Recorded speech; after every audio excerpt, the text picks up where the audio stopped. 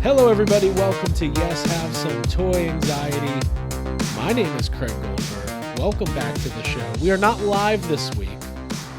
We will return live again at some point.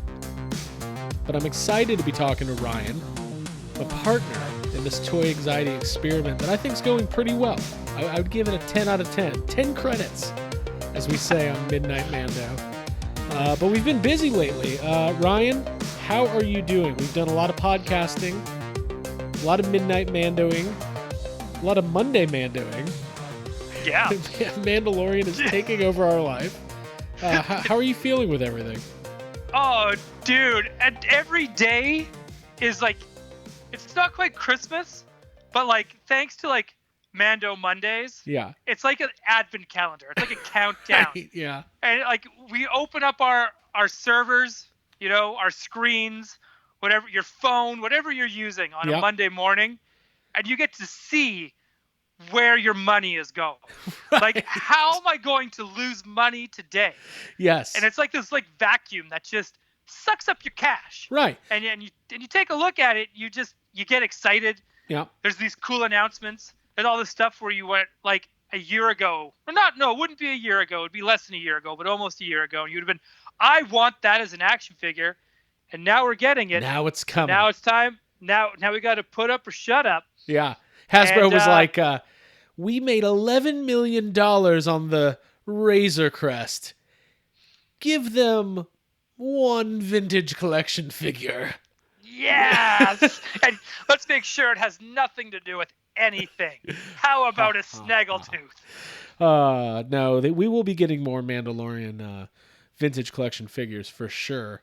Absolutely. And I got it. And I have a feeling, too, it's going to be mostly Mando-oriented. And I can't remember when they said the shipping date was for the Razor Crest. Well, it's not for a year. It's not till fall of next year, so there's a lot of time to prepare. Yeah, so we could end up getting everything. Yeah. We don't even know yet. Yes. Like, wait till San Diego Comic-Con rolls around next year, and I think, man. Now, what's dude, depressing is, I was thinking about it yesterday, and we're going to see this Snyder Cut movie before we see the new Ghostbusters movie, which is insane that's a reality that we're all facing. Well, I shouldn't speak for Ryan. There's no guarantee that you're going to watch the Snyder Cut when it's released, but the amount of fodder we will gain from just the content that we'll be able to create once the the black and white Snyder Cut comes out, or whatever they're doing. But the pretentious cut? I hope we don't. I hope we get to see Ghostbusters Afterlife prior to receiving our Razor Crests. That would be nice, but that would be nice. I think Ghostbusters Afterlife would be a great lead-in to receiving a giant box with a Razor Crest in it. I think that would be a great lead-up. I can't think of a better lead-up to Star Wars than more Ghostbusters. And quote of the night already. That's what I want in my life. Yeah. I can't, give me Wonder Woman 84 at Christmas time. Well, you're getting it. And I'm getting it. Christmas Day. You don't even have to. Here, dude, Christmas morning, you're going to flip on that tea kettle, and as soon as that whistle blows, you're going to be off in your invisible jet. Dude, you don't even know. I'm going to get, like, specialty tea. Like, I'm going to get, like, candy cane tea. Ooh. Because that exists up here. Because we make tea out of, like, anything. Gummy Coca-Cola bottles and shit. That's fucking great. And if you laugh, but that's an actual thing. I'm not laughing at you. But you're laughing near me, and I like that. So, it's I'm excited. I'm excited about that. I get to wake up. We can record our Toy Anxiety Christmas morning edition. Okay. I like that. Yeah, of us opening our gifts. Here's a spoiler alert, folks. I'm sending Craig and Abby a gift. Oh, thank you. And I am sending them one so that they can open it just for that special episode, because it is on a Saturday. So, I hope it's similar to the gift that I received from you this week that was far more valuable than I was even expecting, and now I'm It feels almost like I don't even know how to react, and we're gonna be Oh, some so exchange of how does it money. feel? It feels good. We're gift givers. People don't even know. People No, they don't don't. even know. Listen, I think as a podcaster, one of the greatest gifts I ever received as a podcast listener was that one fateful Thanksgiving. Had to be 9 years ago at this point, 8 years ago, where CM Punk sat down with Colt Cabana and had his long shoot interview. Wait, that was 9 years ago? Whatever it was, it had to be Oh. at least 7, 8, 9 years ago, whatever it was. 2000, it was probably 2014. 2000, no, it had to be like 2013. So more than 5 years ago. But I remember they dropped it on Christmas Day, and just to have this wonderful content to consume, I feel like we should be provided. Now, we can't do a CM Punk shoot interview. I mean, maybe we could. Maybe we can. Maybe we can. Maybe we can. Maybe I'll shoot on Toys R Us Canada. There you go. You know, now, we'll never know. We are working. Gerald Briscoe is going to do YHS in the next couple of weeks. I'm making it happen.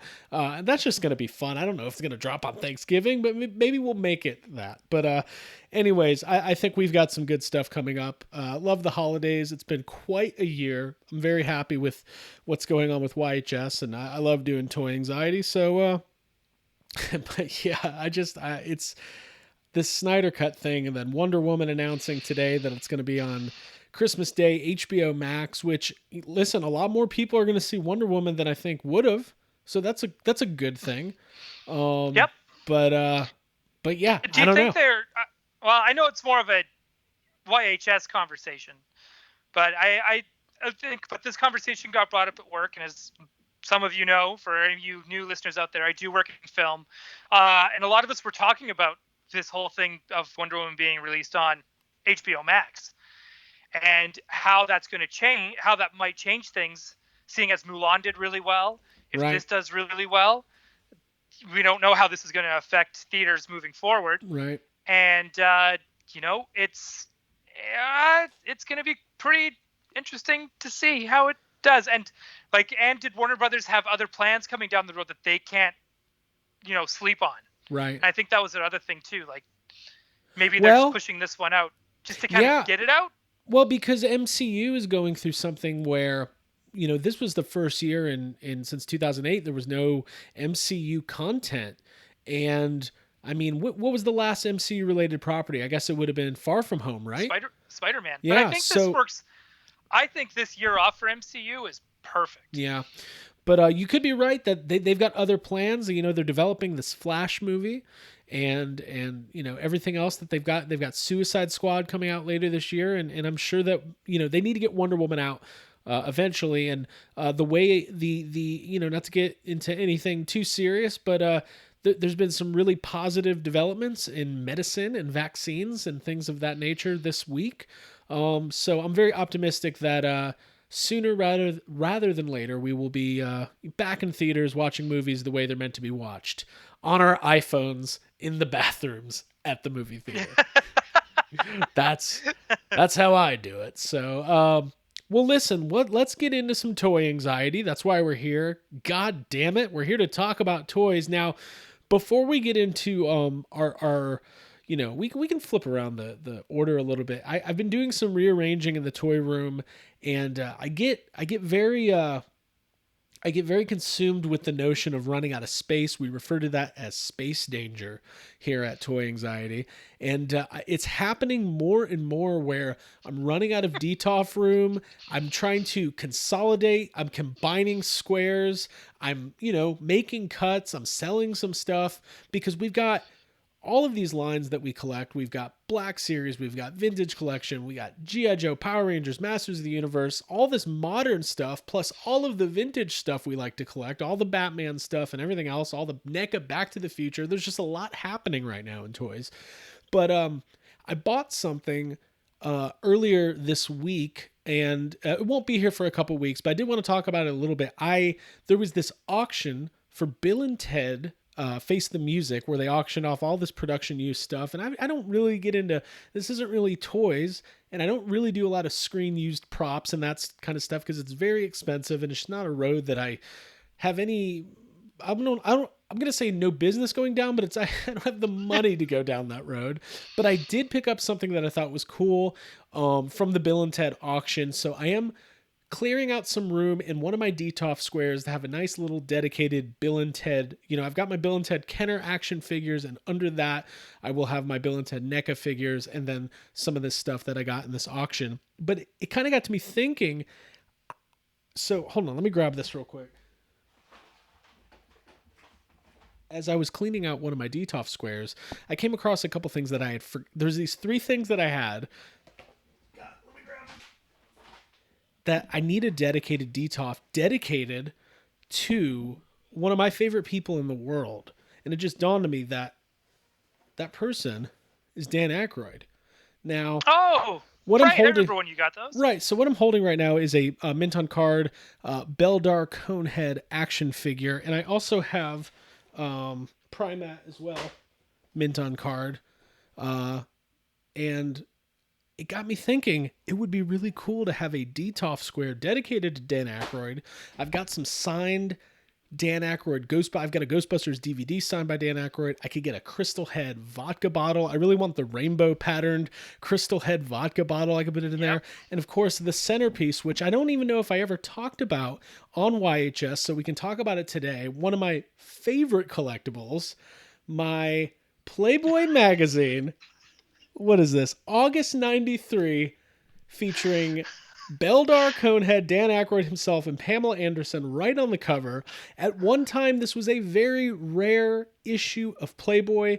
Went for hundreds of dollars. I paid pennies on the dollar. I think I got this for $12 on eBay. I'm not going to flip through it. You can only imagine what's on the inside, but I did want to let everybody know. There's some good articles, I bet. There's some good articles, and no cone defacement, I hope. And I really want a Dan Aykroyd shelf, and I think that this will be a centerpiece of said shelf, and I wanted to show that off here on Toy Anxiety. Let me see. So anyways. Oh, dude. No, I mean, I'm a collector. Look, you put a Ghostbuster on a magazine, I'm going to buy it. Hey, it doesn't ding, and I have to ask me twice. I'm going to buy that thing. But yeah, what I'm saying is I'm going to have a Dan Aykroyd shelf, and I'm very excited about it. So cool. But Ryan, have you been doing any rearranging in your toy room, preparing for things like the Razor Crest and all sorts of stuff that we got coming in the next year? I have been, actually, believe it or not. I got a whole wall that I'm going to be putting like floating shelves on. Yeah. That I wanted to do just because I know the Sentinel's coming. Yeah. I've got a Razor Crest coming. Yeah. These are not small items. Right. And I also have something else coming, which we'll talk about when it arrives. Okay, cool. That's cool. Also fairly big. Yeah. So now it comes down to, I'm in space danger. And I'm in space danger.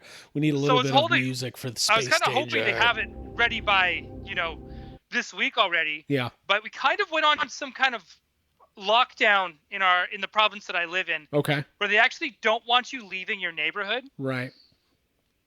They were like, we're not going to shut things down, but we're going to put a travel ban as far as like, don't even leave your own neighborhood. Right. Like and if they just want to do it for 2 weeks, just don't go anywhere. Right. Unless you're essential, right? And you have to go to work and all that kind of stuff. Mm-hmm.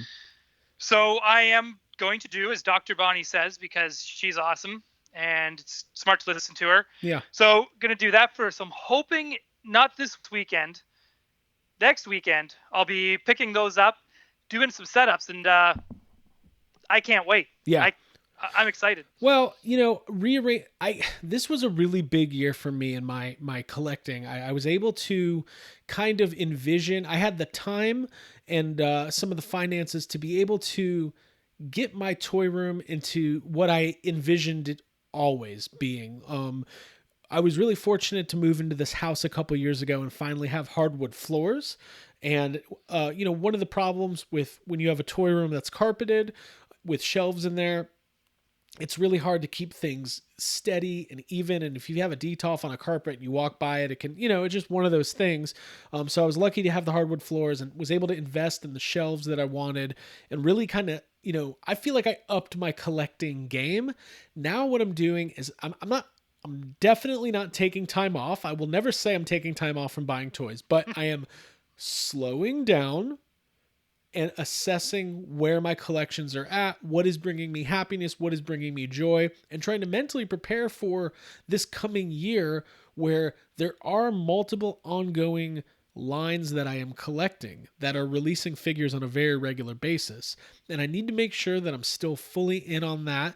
And I believe I am on all the lines that I mentioned earlier, but there's certain things that you pick up here and there that are fun for a moment, and then maybe you don't have that much passion about them, and you can move on from them and put them in another collector's home. It's all part of toy collecting. It's fine. But yeah, you're just readjusting your focus. That's all. Collecting focus is a big thing we talk about a lot. And but what I'm preparing for next year is Ghostbusters, because Ghostbusters is always going to be my number one, no matter what. If they're gun to my head, somebody said get rid of all of your Star Wars stuff, or you can't buy another Ghostbusters item in your life. Unfortunately, I would select. Unfortunately for Star Wars, I would pick Ghostbusters because it is my number one fandom. Star Wars is right there, neck and neck, close behind. But I don't know if that's a hot take or not. I mean, I'm not saying one is better than the other. I'm just saying it's my number one. Like, we all have our I get that. Our passions. Yeah, I get that. But anyways, there's a lot of Ghostbusters stuff coming out next year. There'll be more Plasma series. There will be this entire Hasbro line, the kids focus line, really cool. The Fright features, all the stuff we saw at Toy Fair last year. And I plan on picking up a large majority of all of that once it starts hitting stores. And yeah, I just got to make sure I have the room, and so I can display stuff appropriately. And it kind of got me thinking about that new Lego Ecto 1.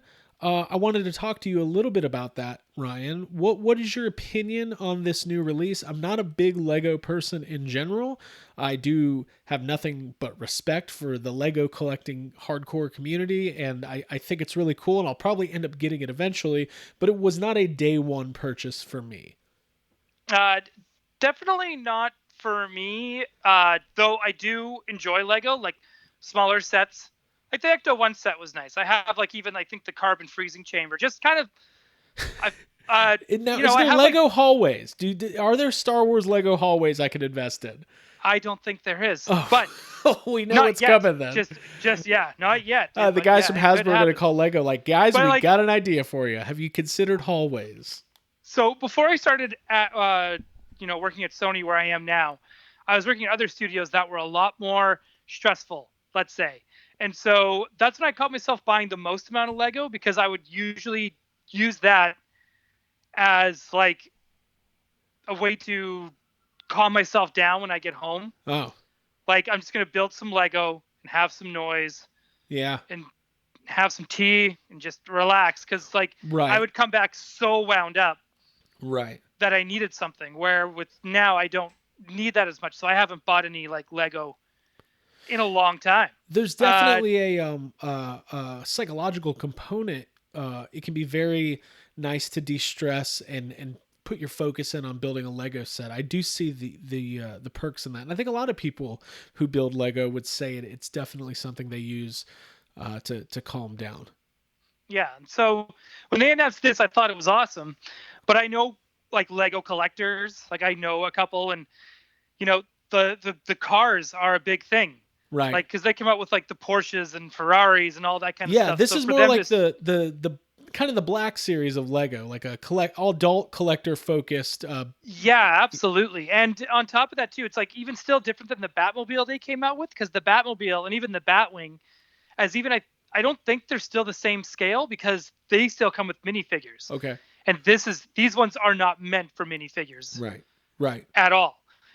Because it is definitely there to have as a display piece in your office, right? Like that's for that Lego collector where it's like, this doesn't go in the living. It might go in the living room, but it's not. But, it's like you're not going to play. It's definitely something you put in a home office or a computer room or like even your work office. Just kind of be like, it's a show off piece.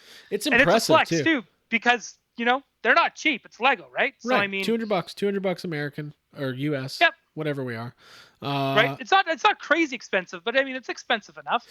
Yeah, but it is a collector focused piece, and it's very impressive. And I've had that FOMO all week because I said I'm not going to buy it day one. I will get it eventually. But seeing GB Max putting his together, Eric Reich from Ghost Corps did a whole rundown of the production of it with Jason from Ghostbusters News, and that was great. That was really well worth watching because to me, the most exciting stuff is the behind the scenes. How did this get made? What went into it? What were those conversations like?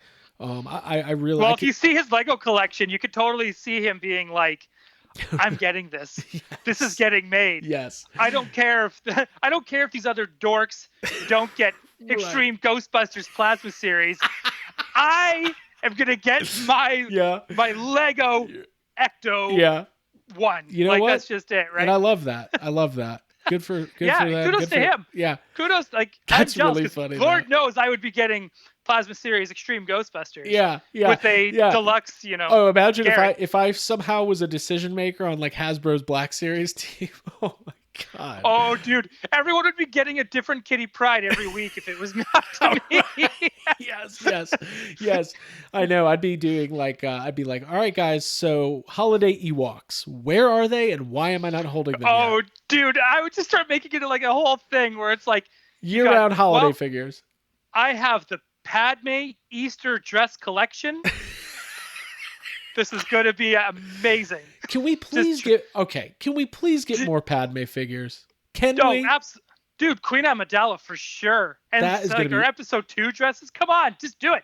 And on top of that, I just thought of something. Yes. If they do Easter, then they have to come with an egg that's an actual works as a blind bag, but when you open it, you get you don't know what kind of accessory you get. You don't know if you're going to get a pastel colored port, right, or anything like that. You don't know. So I think there's an opportunity in Black Series that they haven't capitalized on yet.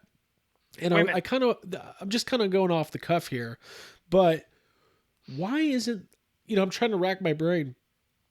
They don't do 2-packs for Black Series. They do it for Marvel Legends and they do it for Power Rangers. I think there's some opportunity. Don't you want a, dressed down blue Padme with little baby Annie in the Tatooine desert? Don't you want that 2-pack?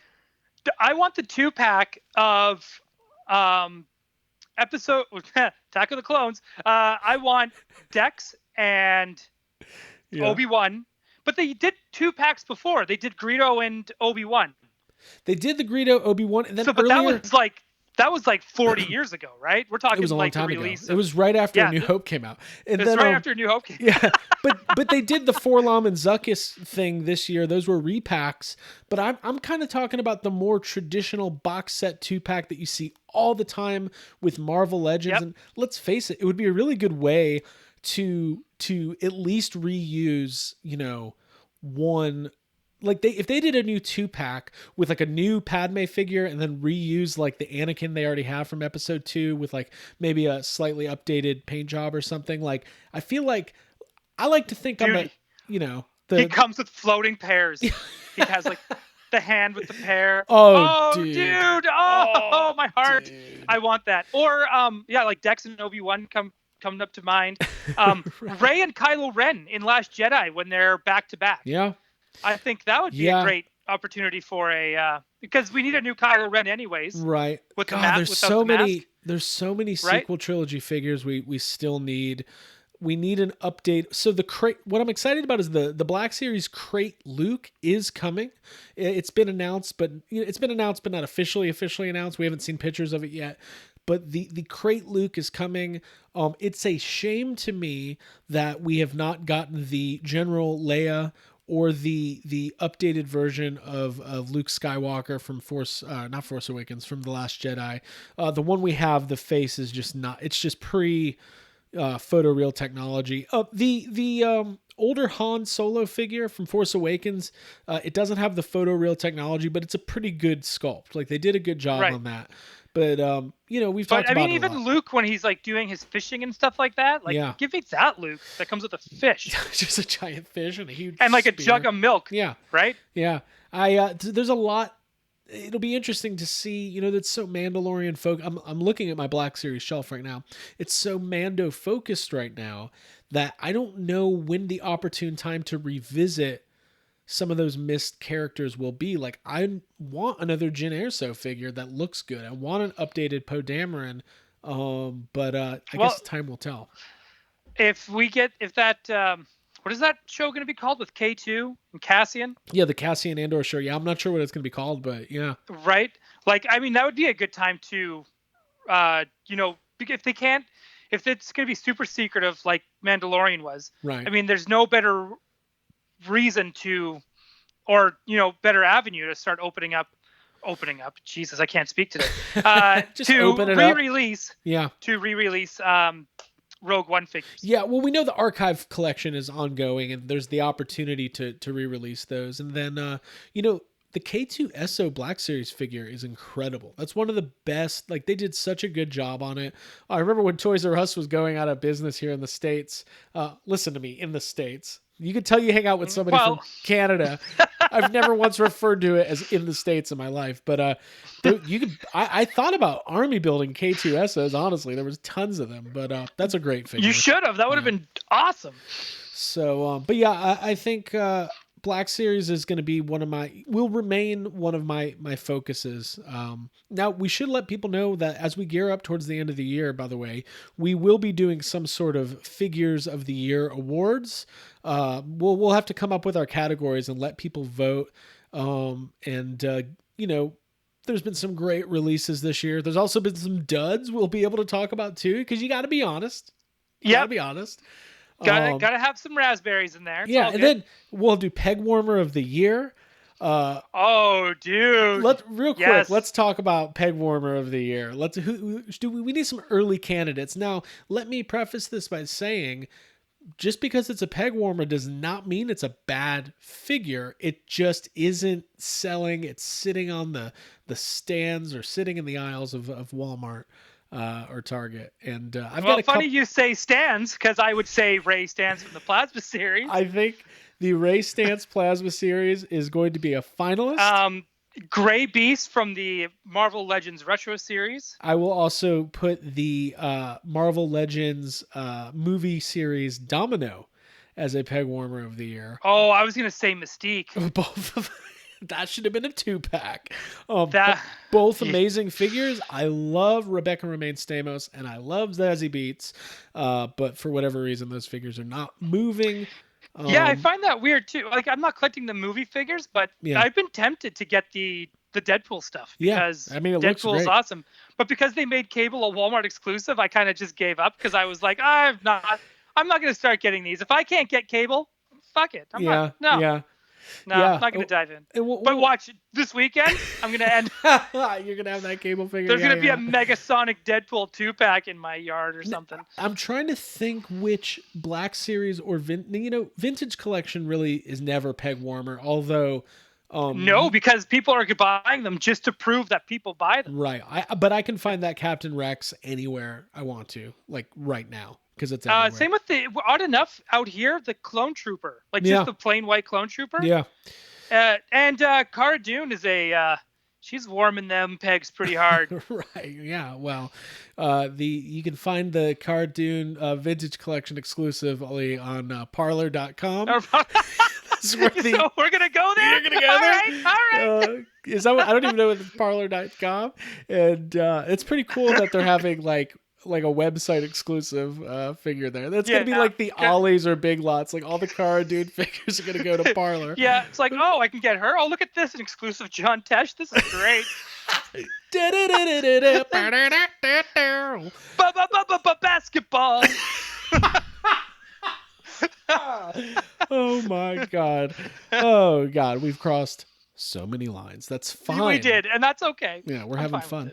That's what it's all about, folks, is having fun. So, I I know we're all over the place. We kind of had no plan tonight, but I'm enjoying this conversation. Yeah, same here. I was racking my brain trying to figure out what would be the Black Series peg warmer of the year. I'm trying to think. What's her face? Lando's daughter that we didn't know was Lando's daughter until you bought the book. Jana. Yeah. Jana. I don't see her. I don't see her as much. I mean, really, the Rise of Skywalker figures weren't distributed very well at all. You know what I see, oddly enough, a lot is the 40th anniversary Empire Strikes Back Leia figure, and that is an amazing figure. Okay, because we don't get any of her here. In fact, those I would say here in Canada, it's different. The one that's a peg warmer here is the AT-AT driver. Okay. Easily my least favorite trooper in any Star Wars series is the AT-AT driver. It's so funny when they released that because I just got like the regular Black Series one. Yeah. For like $6.99 on discount. Yeah. So it was like, what? Oh, okay, well, I'm good. You know what's a cool figure is the updated Snowtrooper with that's got a little bit of a kind of a patina on him. Look, there's little brown spots. That's a great figure. I love Snowtroopers. Same here.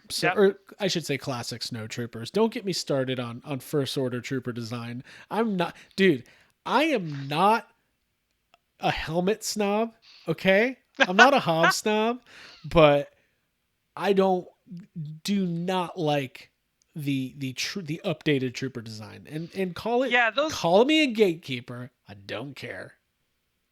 I don't think you're a gatekeeper for that. I just think that it's because you're not gatekeeping. You're not telling anybody they can't like Star Wars if they like those helmets. No, I am. I'm saying if you watch The Force Awakens and say those are clearly better looking stormtroopers, get the 55% of group therapy would probably disagree with you. But hey, I just started the group. It's taken on a life form of its own. That's true, but I would agree. I don't think those helmets are great. I think the regular First Order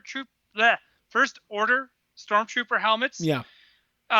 I thought they were cool for a hot minute, and then Rogue One came out, and then I was like, no, wait. I really like the classic troopers a lot better. Yeah. It was funny when Rogue One came out, and it was just like, oh, I like this a lot. It's less shiny. It's more gritty. And I found that Disney did come out with a lot of like useless troopers.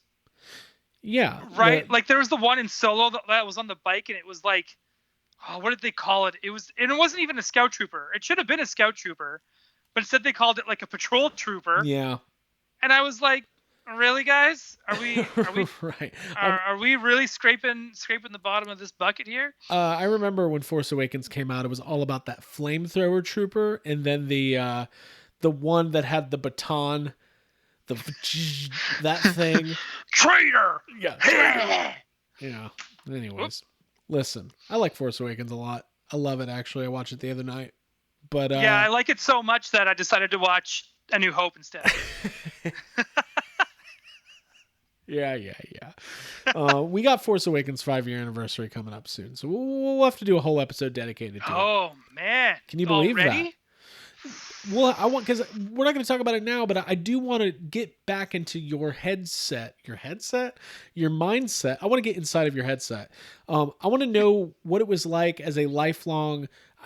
I'm a big Star Wars fan. I love Star Wars. It's a big part of my pop culture life. Big part of look, cutest couple right there. Yeah, absolutely. I'm wearing. That's Guardians of the Galaxy. Yes. Oh, whatever. Anyways, mine's a brother and sister. But. You are, I would say, a hardcore, lifelong Star Wars means more to you than anything. I kind of want to know what it was like in your mind going into Force Awakens, what that lead up, what that build up was like. We should probably do a whole episode dedicated to that. Yeah, we can, but I'll dabble on it quickly. My expectations were pretty high because I actually didn't. I enjoyed the JJ Star Trek movies. Yeah. So I was kind of like, okay, like as long as it feels like Star Wars. And he kept talking about, I'm going to use puppets because puppets are Star Wars.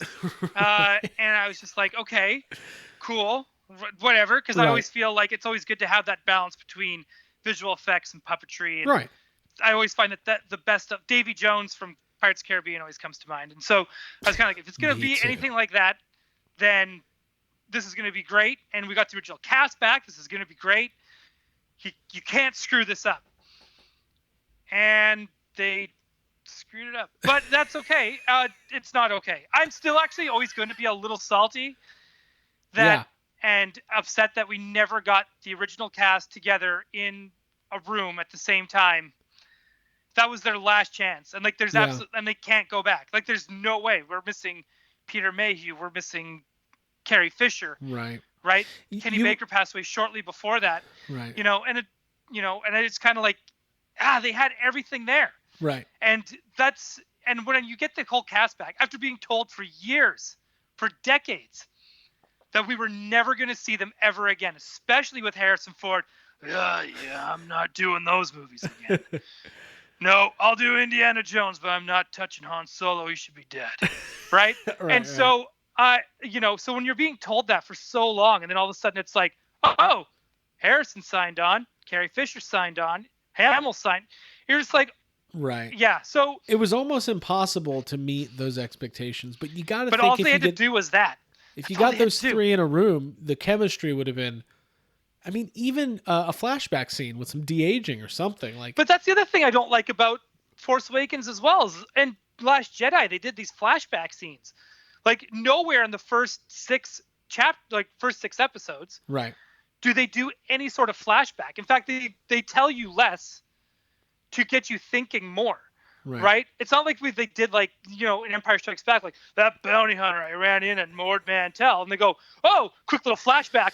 Oh God, there's that bounty hunter on Ord Mantell. We don't have to go too deep into it, but I've always maintained that the biggest issue is that episodes 7, 8, and 9 weren't actually episodes 7, 8, and 9, because if you think about it, the fall of Kylo Ren, him turning on the Jedi Order and reestablishing the First Order under the tutelage of Snoke, that's the story you want to see.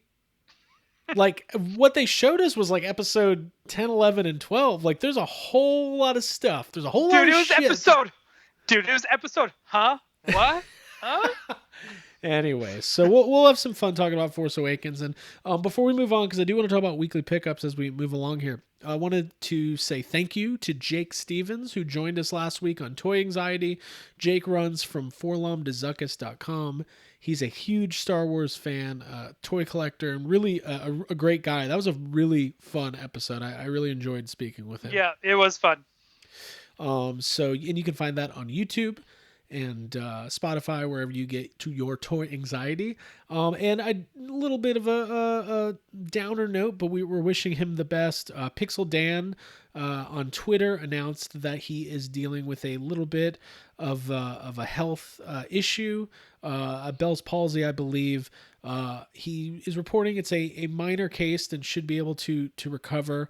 But Pixel Dan's the gold standard of toy content on the internet. And I've had him on Yes Have Some, had a great chat with him. He's got his Masters of the Universe book coming out. And Ryan, as a toy fan, toy collector who has ever been on YouTube, Pixel Dan, he's the guy. He's really kind of set the standard. He has set a standard, and he's that first name you think of. And I mean, there's other channels too that are good, but he's become the bar. Absolutely. And Dan's a really nice guy. And so we wish him the best of luck and health and happiness. And we hope that everything goes well and he pulls through. And because I'm very excited about his book. Let's talk about it real quick. He's got this complete toy guide for Masters of the Universe that's coming out in January. And that's what I talked to him a lot about when I interviewed him. It covers every single Masters of the Universe release, starting with the original line, whatever year it was, 82, 81, whatever it was, all the way through Snake Mountain is where it stops. Which is crazy because Snake Mountain isn't even out yet, or it's just hitting now, the Super 7 Snake Mountain, and Masters of the Universe Origins, they're announcing like Wave 4 and 5, so he's going to have to do an update about that book already. But I feel like that'll be a must-have book if you're a Motu fan. I can't wait, because I know I'm missing a few little things for my Eternia playset. Okay. Like just a couple small things like flags and stuff. Okay. So it's going to be great to have the reference. Yeah. To know what to look for and maybe Right. fork over that. What is it going to probably be? Like $300 for a flag? Right. But Right. Now, you never know, right? So are you not going to travel back to your parents for Christmas? No? Not Okay. this year. Not this year. Well, at some point, we're going to have you do Toy Anxiety live from inside of your Eternia. Like, just surround yourself with it and... Dude, I was thinking this, and this is going to sound like totally ridiculous. So I was hoping to, like, when the Castle Grayskull comes out. Yeah. If that does well, then we're going to get an Origin Snake Mountain. It's just right. going to happen. And so back home, I would already have the Fright Zone playset and the Eternia. So I would ship my 2 other playsets over to my parents' place. Okay. And I would do one big setup of all the playsets connected. Yeah. And then put my Origins figures on there. How could you sleep at night knowing that they were in a completely different province? I'm getting stressed thinking about, like, I don't even like that my toys are a couple rooms over, let alone a state away. Oh, they're in good hands. My parents are cool, so they're in good hands. I'm fine with that. Oh, so you're saying your parents might, spice things up by playing with the Motu Origins figures? Yeah, they probably do, for all I know. It's probably why they never got rid of my toys. They're just like, finally, he's moved out. We can play with all this cool shit we got. I love that. Right? Yeah. So, but I want to go there and do, like, a nice big setup and take some photos. And, we could totally record a podcast with, like, everything there. And right. And it's funny, as much as next year will be the year of Ghostbusters for us, really, as far as these toy lines go, Masters of the Universe, 2 new animated series in production, going to be hitting Netflix next year. Masters of the Universe Origins toy line, the Masterverse toy line, which will probably incorporate... I can only imagine the rebirth of Masters of the Universe classics will happen at some point. And it's just, what an exciting time to be a Masters fan. It's really great. So yeah. Dude, it's so because right now, like, even Masters of the Universe, it's on my focus list for next year. I'm sure it's on yours as well. Uh-huh. But I love because up here in Canada we got Wave 2, but I'm not quite sure everyone like. I don't know if we ever got Orko and Scarecrow up here, and I only say that because they haven't shown up on Facebook Marketplace. You are such a Batman fan. Yeah. You know why? Because you just subconsciously called Scareglow Scarecrow. Oh, wow. I did. I probably did. And so it just bleeds out of you. You love... Dude, I love Batman. You really do. I love that you love it. I get excited about it. And so, like, but they haven't shown up on Facebook Marketplace. And you've got all these people like, hey, I've got, like, these figures that are not rare at all. I got these peg warmers, and I will trade for an Orko and a Scareglow. Scareglow. I got 3 Cara Dudes. I can't say it now. I got the parlor exclusive Cara Dude. I'm looking to trade it for a Scareglow. Yeah, right. That's exactly what's going on. So it has me kind of wondering, like, are these guys are they hoarding them and waiting? Or like, I find it so weird that I haven't seen anywhere kind of pop up, but we got, like, dude, they're gonna be trading COVID faces, and it's gonna be trading COVID vaccines for those Scareglows up there. I'm telling you. Yeah. Well, we know we're gonna get them first, so I might as well. Yeah, exactly. I told my running joke has been that the COVID vaccine, and they're about to announce it's a Walmart exclusive here. That's right. Here in America. Super 7 is gonna release one that glows in the dark. Oh.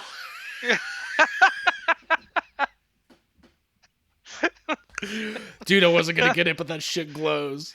Yeah. Oh my god, that's really funny. It's an extra $30, but the packaging is really cool and it glows in the dark. Do I inject it or do I keep it in the package? I don't know. I love the idea of like, do I let it breathe so that I can breathe? Dude, I've been refreshing Walmart.com all morning. Yeah. Fucking exclusives. Jesus. Cool. So, well, listen, we never did weekly pickups. Let's talk about it. Now, you said I had a pretty light week, all things considering. How about you? Mine is nothing. I had like a nothing week. Nothing week. A nothing week. Just because, like I said earlier, we're in a little lockdown. Right. So I didn't want to go out and do too much. Right. I just wanted to do my part. So hanging tight for a little bit. So the first thing I want to talk about now, I didn't grab all of them, but Ryan and I, we kind of let's let people in a little bit behind the scenes. A little transparency. A little transparency. We have an ongoing, I'm going to call it an international trade agreement between Ryan and myself. This is like a NAFTA for toys. It's toy NAFTA is what this is, and wait till we join the Paris Climate Accord. It's going to be great. We're going to be in there. We're going to have our Black Series figures and our Walmart exclusive. Okay. Here's my Moss Man. He's going to help protect us. I think what this world needs is a reboot of Captain Planet. When we had Captain Planet, people were recycling. It was cool. Okay, so we pick stuff up for each other.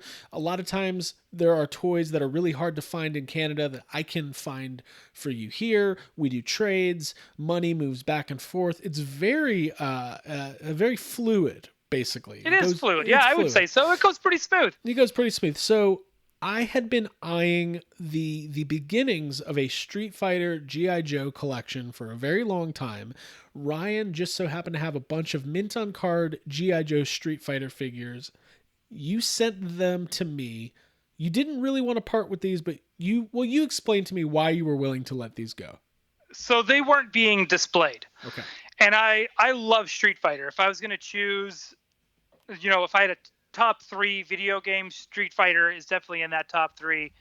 And Mortal Kombat is in that top 3, and I was never able to get the Mortal Kombat figures, the G.I. Joe style ones. And I had them. I wasn't displaying them. I do love the art on the packaging, but I also have so many Street Fighter art books. Right. Like ones I bought when I was in Japan, ones that I bought when they released them officially. I love Street Fighter, and but they weren't being displayed, and because I love Street Fighter, they needed to be displayed, and they needed to be displayed by someone who's going to display them properly. I appreciate that. Look at you. Look behind you there. Look how nice everything's displayed. So, you sent me 5 figures. Now I only grabbed 2 of them because these are my 2 favorites. But we've got let me back for people who aren't familiar. These are part of let me go ahead and show off the first one. So the first one is E Honda, which is absolutely incredible. And these are part of the Street Fighter G.I. Joe subline. So late into the G.I. Joe original vintage run, 81 to 94, I believe it is, something along those lines. They had this subline of Street Fighter figures in G.I. Joe. They're wonderful. They're colorful. Street Fighter was, if you remember, kind of a phenomenon at that time. And this was the Dhalsim. I mean, this is great. I love these weirdo characters from Street Fighter. But there's a bunch of figures. I think there's like 12 or 14 of these figures available. And there's vehicles, there's play sets, there's the Waterloo play set, which is a re-release of the HQ. Then there's the Dragon Fortress. And now one thing is, Hasbro did go on to make Street Fighter movie figures as well as Mortal Kombat figures in the same scale.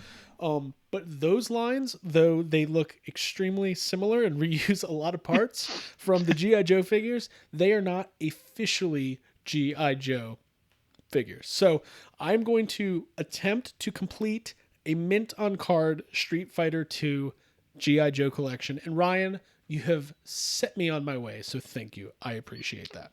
You're very welcome. And what's really special about that E Honda is that he has a body mold that was made brand new for him, and no other character's ever had that. Wow. So that's why he's rare. That's why he's one of the more rare ones, more sought after. Because normally these companies, I mean, they were reusing all the Star Wars figures over at Kenner to make the Robin Hood figures and everything else. So it's a lot of money invested to make a new buck. But I love those, and the Balrog and the Zangief and Chun-Li are great. Balrog's also just a cool character. By the way, when I was a kid, I was so dumb. Guess who my favorite character was? Just guess. Knowing me. Sagat? Ken. Oh, Ken.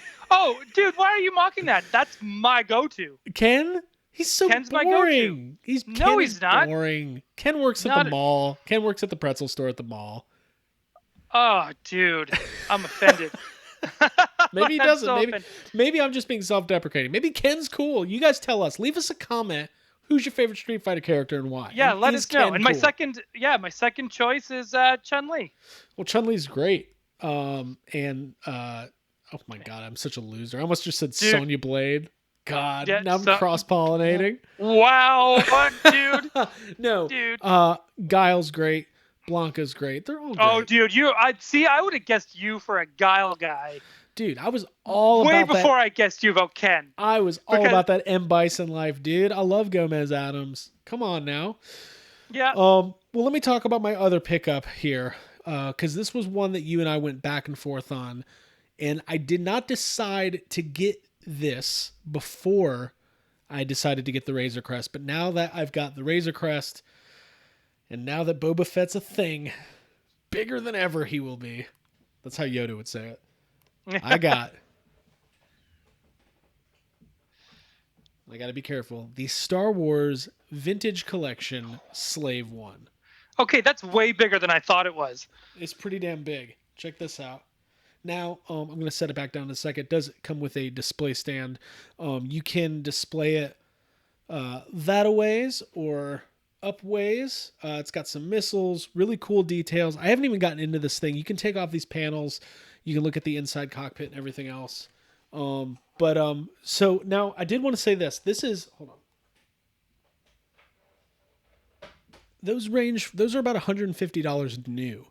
And I kind of have this feeling that it's going to be hard to find at some point in the next year or two, because they don't make these vintage collection vehicles for very long and then they go away. This isn't the first. Well, they're sold out a lot of places already, right? Though, too. So it's not the first Slave one they've ever made. It's not the last Slave one they're ever going to make. But this is the vintage collection one that is out now. Obviously, with Mandalorian, we know that just anything Mando related is huge. We've got the tease of Boba Fett returning, but $150 for one vehicle is a lot of money. But I did some eBay searching and I found a deal. The guy for $160. Total, including shipping. I got now it was used, but he sent it with the box. It's in perfect condition. Plus it had all the stickers on. I didn't have to do any of the work, which is great for me. Very lazy.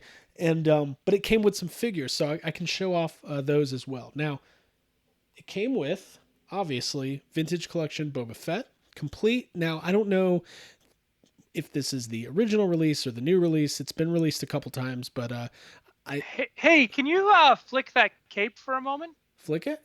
Oh, what is that? Oh, dude. Is that soft? It's so soft. By the way, I need to soft fucking rant. That Beskar armor Black Series Mandalorian is a great figure, but because the cape isn't soft goods, you can't even have the cape and the rocket pack on simultaneously. It's awful. That's what we call here in Canada, eau du garbage. I was like, hey man, how's he going to have the cape on if he can't have his rocket pack on, eh? Anyways, this is beautiful. No, he just hugs it. He hugs it and goes. He just holds it in the front. So we've got Boba Fett here. We've got a vintage collection Han Solo here in his... Now, this is not a soft goods coat, but very... But is that Empire or is that Force Awakens? Oh. I mean, it's got to be Empire. It's not Force Awakens. Look how young he is. But although I don't remember him wearing that jacket in Empire, so... I don't know what I'm holding. I'm going to say that's a young Han. It's not really focusing, but anyways. All right. I'll hold it back here. Now can you see it? Can you see perfect. There it is. That's me doing a YouTube video. Hey guys, I just unboxed this Han Solo. Can you see it? Come on, focus. Yeah. It's not going to work. Okay. Then I got two of these badass remnant stormtroopers. You know these guys clinging onto the Empire for dear life because they can't lose their benefits kind of thing. I love these guys. Dude, did you get the transport? Not yet, but if I get a few more of these, I'm going to have to get that transport. I'll be like, pew, pew, oh. Dude, I love toys so much. Get it right now. Let's go online and get it. Don't you love toys? Dude, they're the best. Oh God. Okay, cool. And then, dude, they're so good. I also Hang on. Now this is a cool figure. Your stormtrooper can fight your very own Ryan Dole pilot. Look at that. Is that a custom? Yeah, it's my own custom. I took an Obi-Wan head and put it on a pilot. Is that how you view yourself? That's the closest I'll get. If I could look anything like Ewan McGregor, I would be like, I wouldn't have this job. This is the recent release vintage collection, Darth Vader. It does have the chain and the soft goods. Oh, soft goods. And the removable helmet where you reveal Hayden Christensen. Look at him go. And wow. No, that is the original Darth Vader. But that's a cool figure. I like it with the removable helmet. Dude, he could use a hallway. Dude. Can we get a hallway over here? Darth needs to calm down in the hallway. And then you're gonna. No, that's where he gets his back to tank. He has his calm down there. We saw that in Rogue One. Oh my god. Okay, here we go. He's like, Tarkin, why do you look so digital? Look at this guy. Dude, he's got some soft goods going on too. Soft goods. Darth Maul on his what's this bike called? I think it's just his speeder bike, isn't it? Did it have a special name? I can't remember. This is Darth Maul coming into Phantom Menace like, about to take this whole franchise over. Everybody in line for Phantom Menace is dressed like me. Dude, hope I lost all three movies. Let's talk about it. This week, you and I decided we were going to watch some. You kind of brought it up, and then I decided to rewatch some. Okay.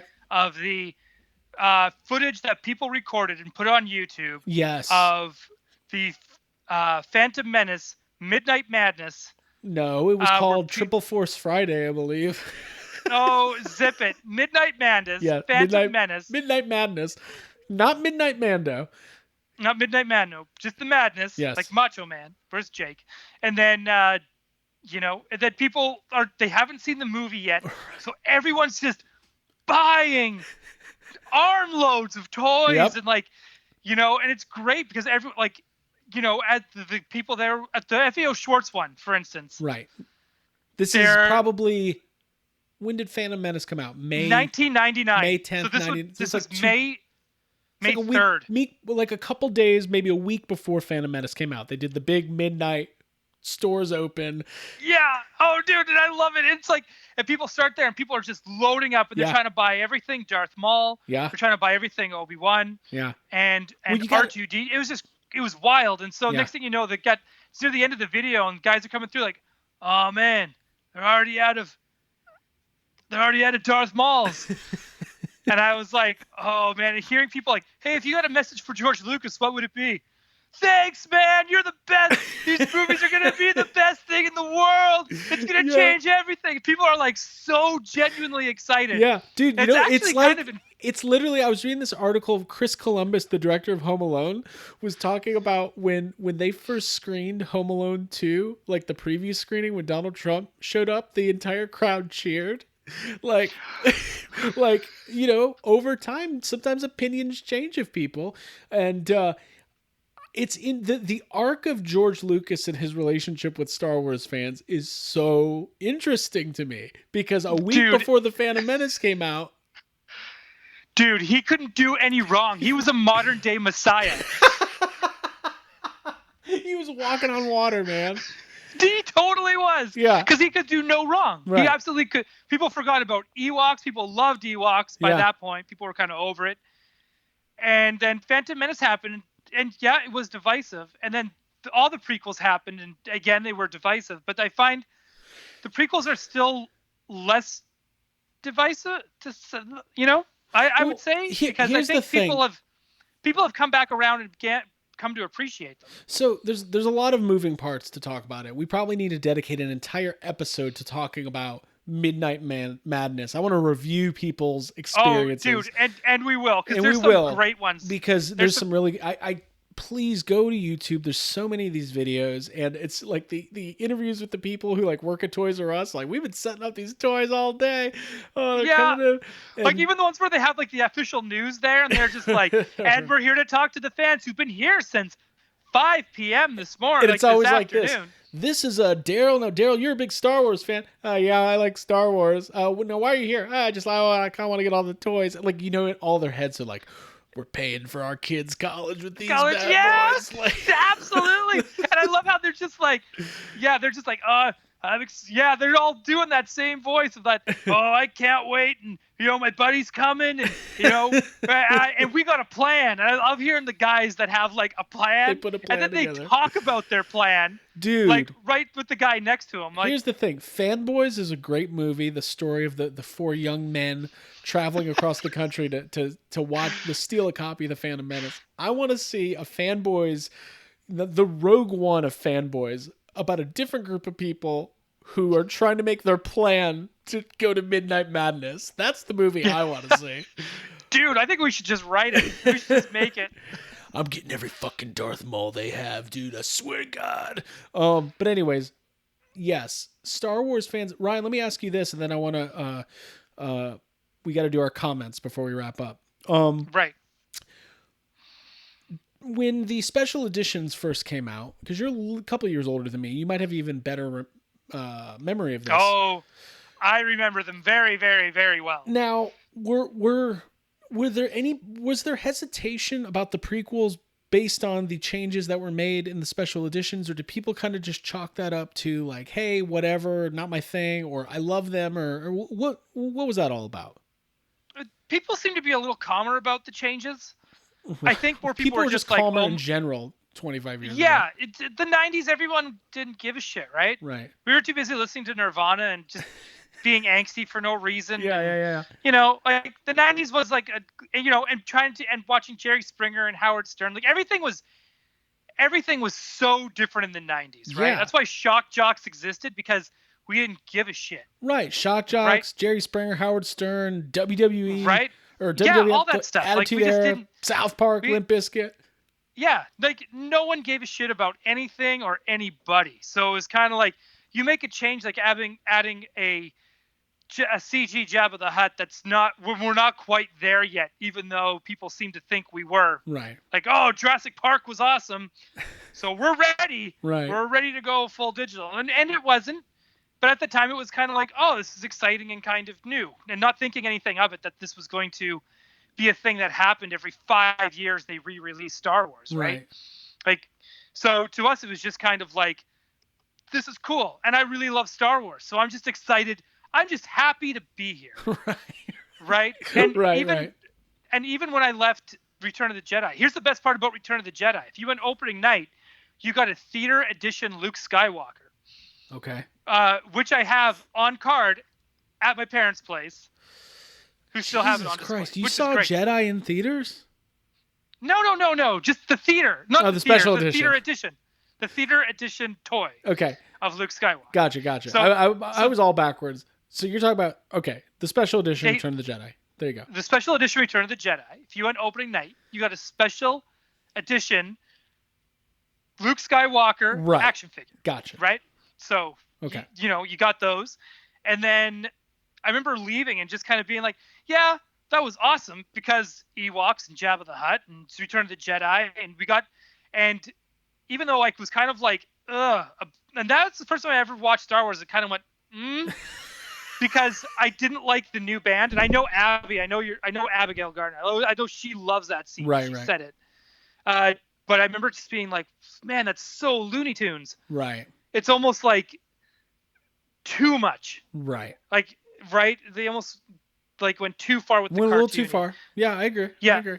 But I mean, it was like fine, like watching like Boba Fett like scoring chicks and all that kind of stuff in the background.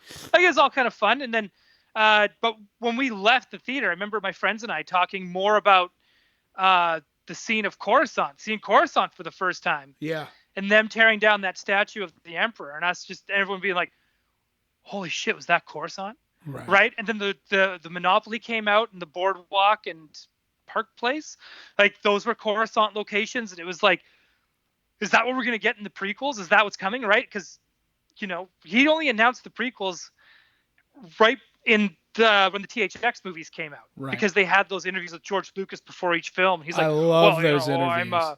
I love them. I'm gonna do episodes 1, 2, and 3, and they're gonna be really good, and I'm really excited. I'm gonna write them longhand with this pencil here. Yeah, he probably did. right? Yeah. And remember that being our first word of getting new Star Wars. So then to have the THX ones come out, hearing that interview, then you have the new toys are coming out, those new Power of the Force. Mm-hmm. Then the special editions getting re-released. It was like super exciting because like they all call it the dark times and having no toys and whatever. And like, and I'll be honest, like even as a little kid, I think I had Darth Vader and Ewoks. Like that's what I had. Right. Yeah. I mean, the hype, you can't, if you weren't there, you cannot, like the Force Awakens hype was huge.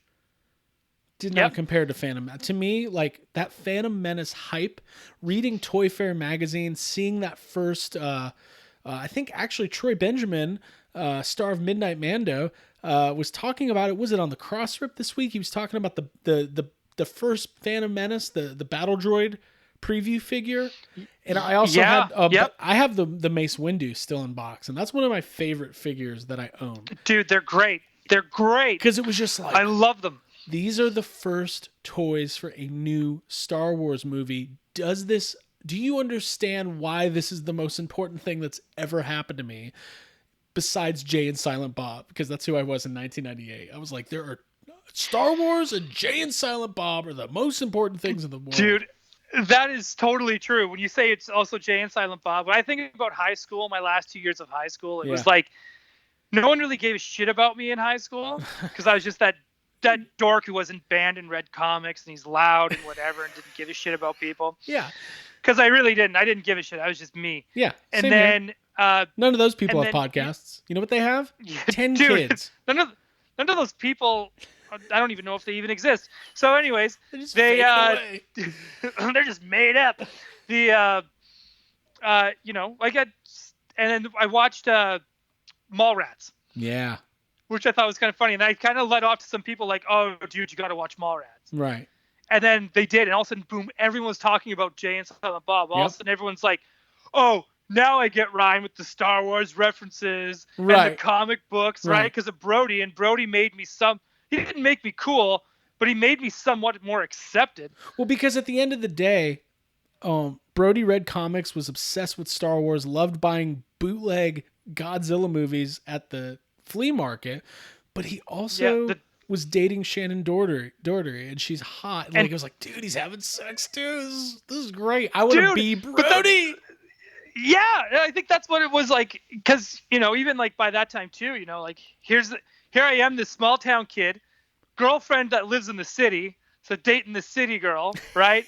Reads comics, talks about Star Wars all the time, and says loud perverted shit out of nowhere randomly Brody. In the middle of class. You're Brody. Yeah. I love that. I was Brody. I was 100% Brody. And it's like, and still to this day, I watched Mallrats this week, which I find it so funny that we're even bringing it up.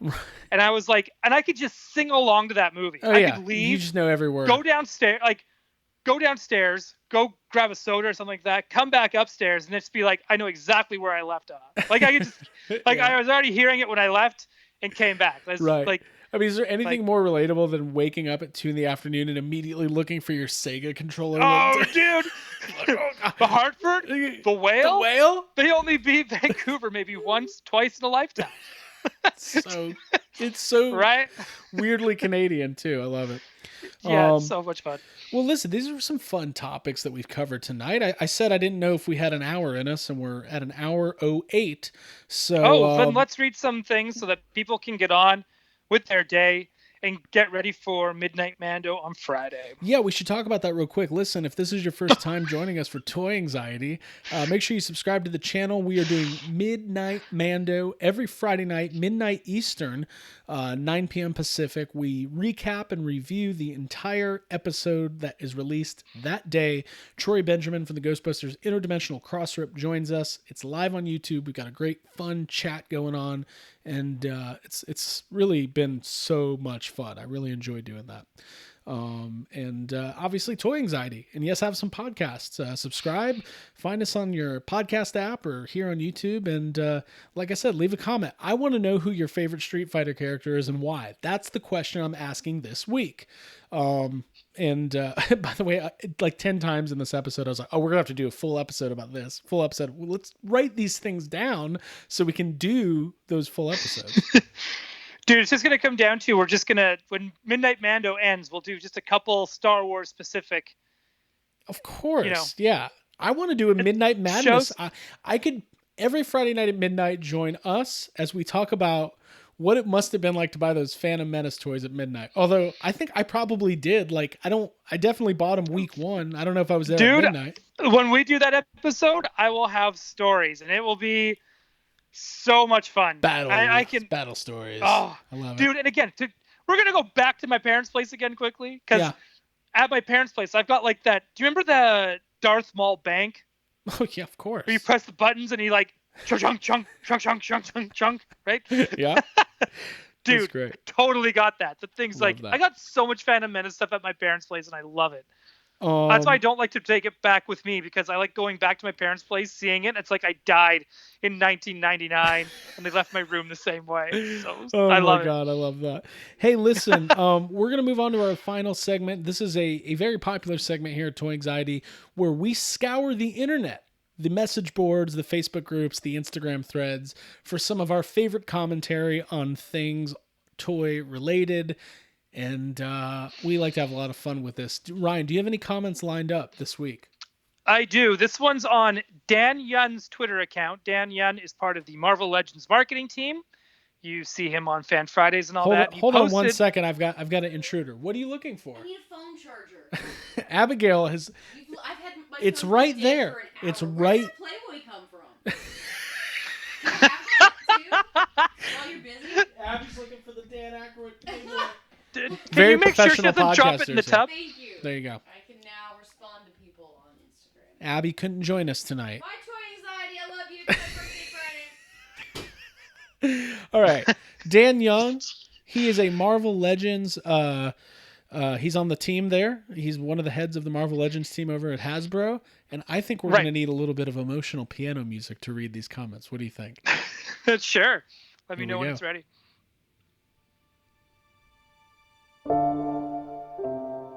Okay. So he posts to put a little perspective on here. He posts a picture of 2 comic books, one of Excalibur, one of Defenders. Okay. This person posted, a comic. That's a much better idea than the brick I threw through the window with a "Make Rachel Gray and Shadowcat" note wrapped around it. God damn. I don't even think I understand that. Give me context. What does any of that mean? Because because Dan Yen posted the picture of the 2 comics. Yeah. Saying, looks like somebody's giving me a hint. Okay. Of what we should make next. Right. Okay. Gotcha. Which had him go, that's much better idea than the brick I threw through your window. That's and funny. I found it really relatable. Well, it's in jest, but also these toy collectors, like I God forbid somebody's address should get out. We don't need anybody showing up at any of these toy designers. Like, could you imagine, my God. Like, could you imagine? Rogue. Where's my Rogue figure? They would have to go in, like, what is that called? Witness protection? Like, they would have to... Like the mafia? Yeah. Yeah. Do you have another one? Or should I do mine? That was do yours. Okay. So, for context, this one was sent to us by listener and friend of the show, Brock Parker. And here we go. This is from Twitter. Get my music going. At Xbox, at Microsoft, at GameStop, at Best Buy, at Walmart. I just want to thank each of you for making this the most insanely infuriating experience, trying to get a new console on launch day. Second tweet. Unfortunately, I was unable to be near a computer to pre-order on the initial day. And on top of now bots scouring the online, only available products of release day. Needless to say, I am so severely salty after today's experience. Tweet number 3. I know I'm a drop in the bucket in the vast sea of consumers, but damn it, I've got to vent. Author. All right, and I got one more. Do we reveal? that was a, I'm not going to throw him under the bus, but listen, you might know who tweeted it. I'm just putting it out there. Yeah. By the way, should we right. analyze the my favorite part was I was unable to be near a computer to pre-order. Yeah. I couldn't find a computer. It sucks. Everybody, listen, I was able to get a PS5. It was the PS5 Xbox launch. It was crazy. Just crazy. I think my whole year of toy buying prepared me for my PS5 purchase, but god damn it. See, I usually wait for those anyways, because there's usually like little glitches and things that don't work. Yeah. And Yep. big updates that come. So I usually kind of wait a few months before I get a new system. Something. Okay. That's a Spirit Pack thing to say, but okay. Oh, wow. Really? No. That's like no, that would be like me being like, I'm never going to buy a PS5. Why would I buy a PS5 when a PlayStation 3 is just as good? You're right. Why? You're right. I could walk around Dragon Con with a PS3 on my back and get just as much attention as you with a PS5 on your back. Why would I buy a Star Wars Black Series when a 5-point articulated... Sorry. No, I don't want to diss those collectors. No, they're having a tough week. Alive. It's tough for everybody. 2020 is rough on everybody, but especially those guys. I feel bad. I do feel kind of bad for them. Okay, here's another one for Dan. Okay. Wait, we got to get the music going. Oh, I love the music. It adds such an effect. There you go. Hi, Dan. You may already be aware, but the Retro Rogue plus Gambit sold out quick on Target online. Many people reported to have ordered multiple. Many of us not able to pre-order at all, and are worried we're not able to get them at all. Just want to voice my concern. Oh, God. I love that. The guy's the brand manager for the entire Marvel. You may be aware of, I don't know if you saw what's happening over at Target. Yeah. It's like, dude, I'm sure he hears about it every 5 seconds. Yeah. So here we got, Hasbro announced that this Friday they're doing Fan First Friday for G.I. Joe, which I am actually excited about. Right. I saw, hold on. I dropped an accessory. Oh. It was on the ground. I can't wait to match up which figure it goes with. I think it's a ring. It goes with the Stormtrooper. It's a blaster. God, we're nerds. Must go blaster. Must go. Must go blaster. Dude, that's got to be a Toy Anxiety shirt. Must go blaster. Must go blaster. Must go blaster. Must go blaster. So Hasbro announced G.I. Joe Fan First Friday coming up. For some reason, Super 7 said there's going to be something special to look out for. I was racking my brain trying to figure out.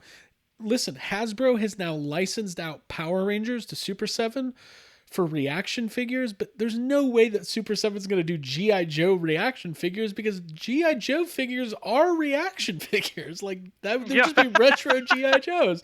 So it'll be interesting to see if they announce something with Super 7. I think they will, because, I mean, if they're doing it with, like, weird, like, things that don't even fit reaction, like Turtles, for instance. Right. I could see them doing something. Well, something like that. Either way, we got some good comments on the thread. Let's go. This is from Instagram. Listen. I can't wait for new Target exclusives to be revealed, only to become eBay exclusives for 5 times the price. Shaking my head. Hey, he's right, by the way. That's gonna happen. Let me find another one. This probably sucks to work for Hasbro, to deal with this shit all day. Oh, dude. Oh, boy. All these, like, 30 to 40-year-old men. More figures that will only be seen on shelves once and never again. Should I try to find another one while I got the music going? Yeah, do it. There's some positive ones, though. I don't want to read those. Everybody wants Shipwreck. Yeah. these are so lame. Hold on, I'm about to vent for a second. Okay. If you see this thread and all you can come up with is, great, another missed opportunity when I'm going to have to pay 3 times, bullshit. I've gotten every classified figure and I paid retail price. I had to take a lot of time off work and sell a couple kidneys, and not even mine. I sold some other people's kidneys, but I was able to get Scarlet and Roadblock and the whole gang. Just kidding. Yeah. It was hard. It was very hard to be a G.I. Joe collector right now. Yeah, little does everyone know, when Abby goes and takes a bath, it's a bath in ice because she's had a kidney removed. Hey, man, if you can't remove your wife's kidney and score an exclusive Cobra Commander, go figure out what that. Okay. One more. Then we'll call it a night. Get the music. The new line stinks. I want a classic line. Did he type out the word stinks? Yeah, and then put a thumbs down emoji. The new line stinks. Dude, who thumbs says down stinks? emoji. That's the dumbest word. Like, yeah, man, this guy can suck an egg. No, it can suck. It can blow. You can say a million things, but if you're dropping stinks, you don't deserve any GI. You're not even. You can't. You don't. Stinks. Yeah, if you're saying stinks, you don't deserve the toys that you want. You don't. Stinks is stupid. I'm anti-stinks. I always have been. Oh my god. Anyways, that's some fun stuff. Hopefully it'll be, I don't know. Hopefully it'll be Lady J. I want to see these nerds lose their shit over another female Target exclusive. I mean, most of the stuff they announced on Hasbro Pulse, like Fan First Friday, they're going to be available at Pulse that day, and they'll. Right, but Pulse, they sell out pretty quick. They sell out on Pulse very quickly, but usually the ones that are on Pulse, you can also, unless they're just a Pulse exclusive, you can usually get those on Amazon, Big Bad Toy Store, things like that. So. Yeah, exactly. Yeah. But if you can't, and Lady J turns out to be a Target exclusive, which I bet you she will be if they announce her tomorrow, she's gonna have the best sculpted cleavage of any toy. Oh yeah, I think so. Guarantee it. Yep, I guarantee it. And she's gonna be a Target exclusive. Oh my! And the nerds are gonna lose their shit. That's my prediction for tomorrow or this Friday's Fan First Friday. Well, that's your prediction, and my prediction is stinks sucks. Get rid of stinks. If you're saying that, if you're typing that out, I hate it. It's just something about that word I just don't love. Like foot stinks? That's on the side of the party wagon? Even that, I'm like, guys. Come on. I don't like it. I may go to a therapist and figure out why I'm having so much of a problem with it. I know why, but we're not going to get into that here. We're going to get into that in another chat. Oh, my God. This was fun. Thank you, everybody, for joining. Ryan Dole, any final words? I think Rey Palpatine is the best. That is a lie. Bye, everybody. Well, good night.